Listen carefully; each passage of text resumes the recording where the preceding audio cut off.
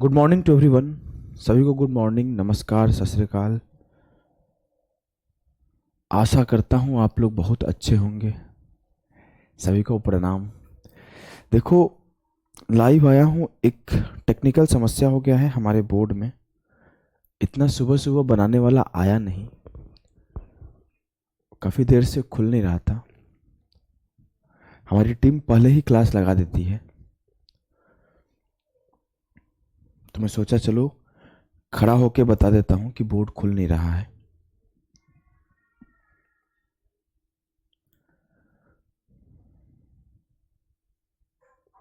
सब कुछ ठीक है, बोर्ड में सिर्फ प्रॉब्लम है। कैमरा ठीक है, कंप्यूटर ठीक है, एसी ठीक है, हर चीज़ ठीक है।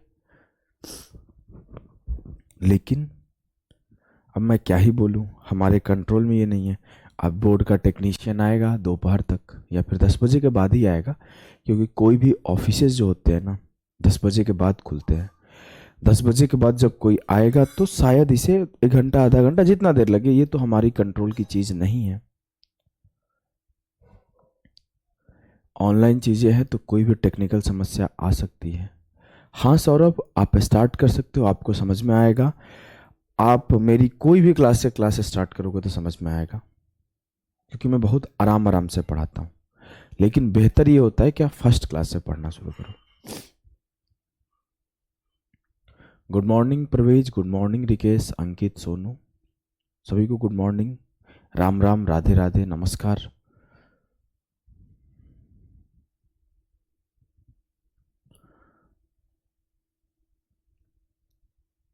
हाँ, आज का टाइम फिर मेरा शेड्यूल दिन भर का बिजी रहता है ना यार। इस वजह से आज का एक दिन के लिए नहीं कर सकते ना। जो भी करता हूँ मैं और परमानेंटली करता हूँ, क्योंकि पूरे दिन का शेड्यूल हमारा बटा होता है कि आज ये करना है, ये क्लास है, इतना बजे से इतना बजे ये क्लास है, इतना बजे से ये बजे ये क्लास है। आज का जो पूरा शेड्यूल होगा आप बोलोगे तो पूरा डिस्टर्ब हो गया। और आप भी पढ़ते हो तो आपका भी प्रॉपर डे वाइज शेड्यूल रहना चाहिए कि आज मेरा ये क्लास है, आज मेरा ये काम है, आज मैं मैथ्स इतना पढ़ूंगा, इंग्लिश इतना पढ़ूंगा, रीजनिंग इतना पढ़ूंगा। अगर मेरा पहला क्लास डिस्टर्ब हो गया, इसका मतलब ये नहीं कि आने वाले हर क्लास डिस्टर्ब होगा। जैसे बोर्ड सही होगा तो आने वाली सारी क्लासेस में लूँगा। तो ये आपके अंदर भी ऐसा ही होना चाहिए कि जो भी क्लासेस, आज क्लास नहीं हो पाएगी सौरभ, आज जो भी आपकी क्लास नहीं पढ़ पाए हो उसके आगे का पढ़ो, ठीक है।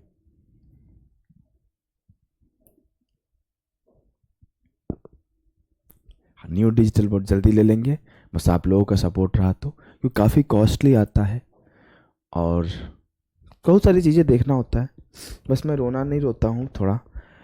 जब मैंने पहला डिजिटल बोर्ड लिया था आज से लगभग 7-8 महीना पहले खुद का, तो उस टाइम पे मैंने लोन लिया था, फिर मैंने डिजिटल बोर्ड, कैमरा, ये सब चीज़ें लगाई थी। वॉइस भी कम जा रहा है, थोड़ा और तेज बोलूँ? देखो, अब चिल्लाने का तो मन नहीं है। एक तो पहले से ही बिजली नहीं है और पता नहीं क्या क्या समस्या है। नहीं, बिजली तो है। हमें बोर्ड बंद होता है तो सिर्फ एक ही गांव वाले आदमी को ये याद आता है कि बोर्ड में समस्या है, कुछ समस्या, बिजली नहीं है। लाइट जल रहा है, मैं बोल रहा हूँ बिजली नहीं है। हाँ, रिवीजन करने का टेक्निक मैं एक बार यूट्यूब पे बताया हूँ कि हाउ टू रिवाइज। आप सर्च करोगे तो आपको मिल जाएगा, हाउ टू रिवाइज मिल जाएगा।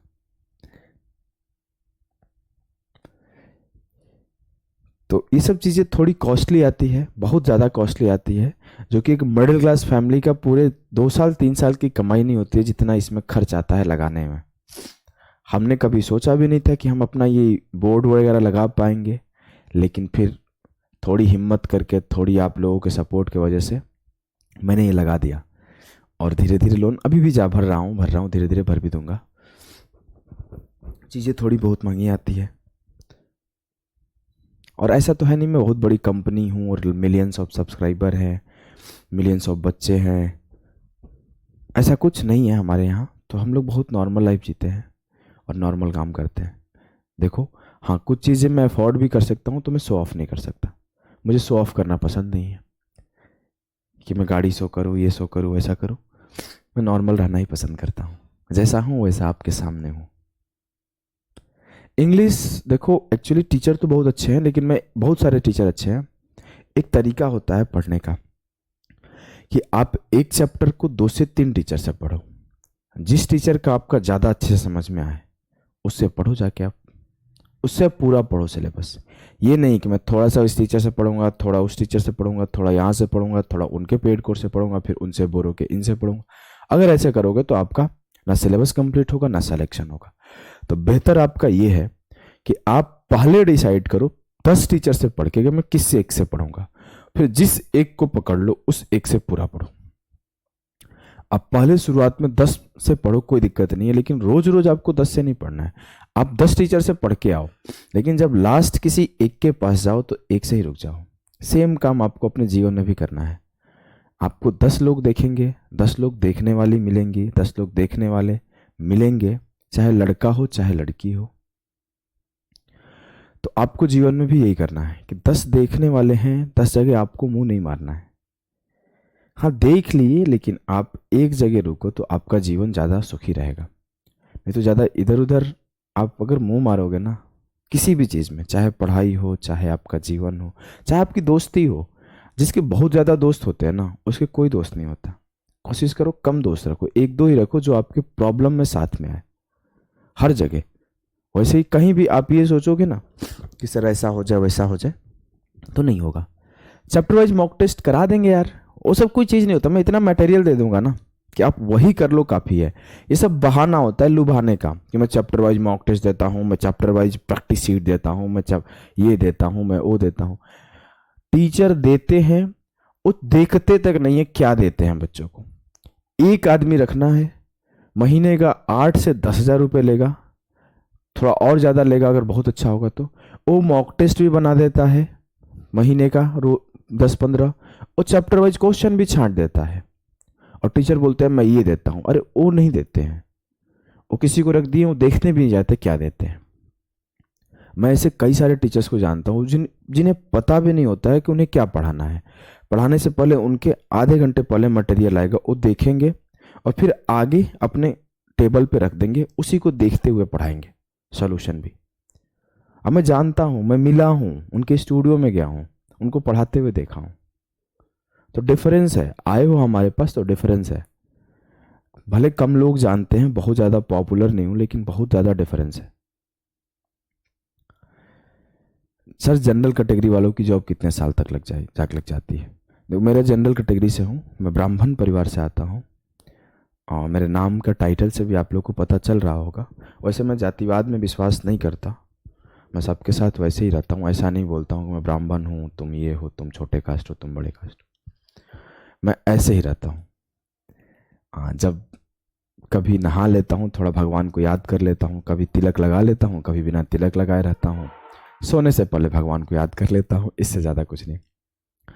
तो मैं जनरल कैटेगरी से हूँ, और ऐसा नहीं हमारा घर फाइनेंशियली बहुत अच्छा था। जो SC ST कैटेगरी में कुछ परिवार होते हैं जहाँ पे लोग जैसे तैसे जीवन यापन करते हैं, वैसे ही हमारा परिवार था, जैसे तैसे जीवन यापन हम लोग कर रहे थे। मेरे पापा अकेले कमाने वाले थे और हमारी पूरी फैमिली में 8 से 9 लोग हैं, अंकल की फैमिली लेके।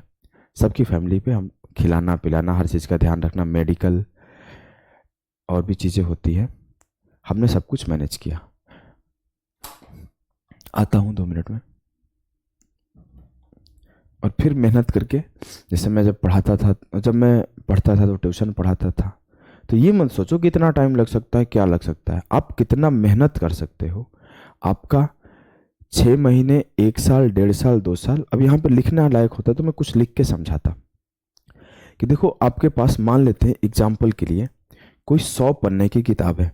मैं बहुत प्यारा सा एग्जाम्पल देता हूँ। जो लोग मुझसे पूछते हैं ना सर कितना दिन टाइम लगेगा, देखो मान लीजिए कि ये 100 पन्ने की किताब है आपके पास।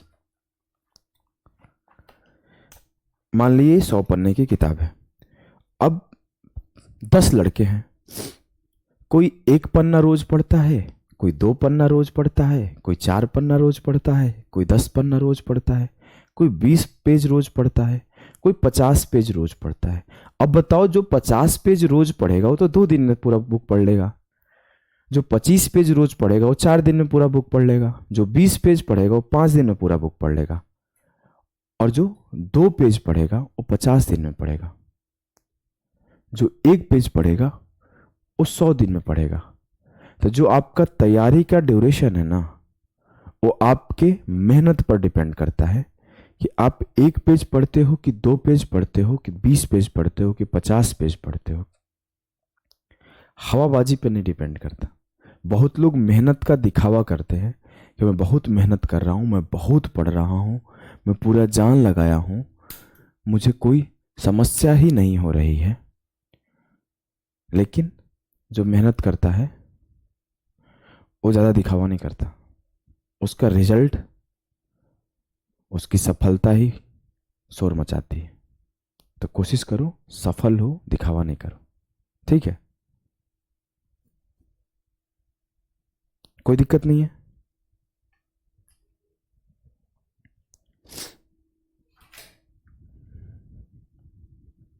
चलिए फिर कल के सेशन में हम लोग मिलेंगे। अभी के लिए इतना ही।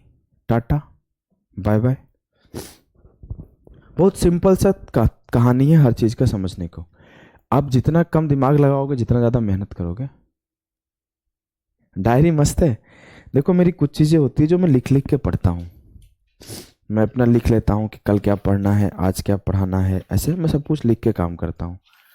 तो मेरी हैबिट है, ऐसे लिख लिख के करता हूँ। आप भी ले लेना एक ऐसा डायरी, नहीं तो तुम आओगे तो मैं चल के दिला दूंगा। हमें तो मिल जाते हैं कभी रोड रोड पे बच्चे, तो मैं पकड़ के मिठाई उठाई खिलाता हूँ। एक लड़का लास्ट टाइम मिला था, वो मुझे मिठाई खिलाने ले जा रहा था। मिठाई खरीद के लाया, पानी खरीद के लाया, फिर उसको मैं डांटा। चलो फिर मिलते हैं, अभी के लिए इतना ही। Tata, bye bye. चलिए, ये फेमस होना हमारे हाथ में नहीं है, हमारा हाथ में पढ़ाना है, बहुत अच्छे से पढ़ाना है, बहुत बेहतर तरीके से समझाना है। फेमस करना, लोगों तक पहुंचाना, ये आपके हाथ में। तो हर बच्चे तक आप पहुंचाइए, और हम लोग मिलेंगे कल के क्लास में। आज के लिए बाय बाय, टाटा।